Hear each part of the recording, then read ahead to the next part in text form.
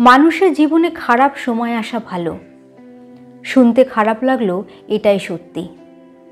আসলে খারাপ সময় না এলে মুখ আর মুখোশ সামনে আসে না। রাতের অন্ধকারেই মুখোশগুলো অনাবৃত হয়ে আসল চেহারার বহিঃপ্রকাশ ঘটে।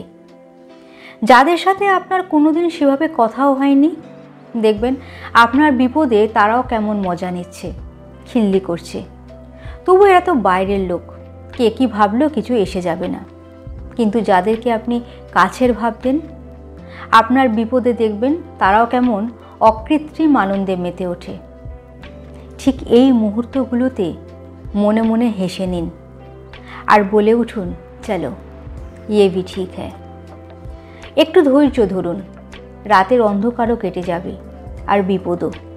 শুধু পার্থক্য লক্ষ্য করুন মুখ আর মুখোশের। না, আপনাকে কিছুই করতে হবে না, সব কিছু সময়ের উপর ছেড়ে দিন। সময় হচ্ছে সব থেকে বড় মলম।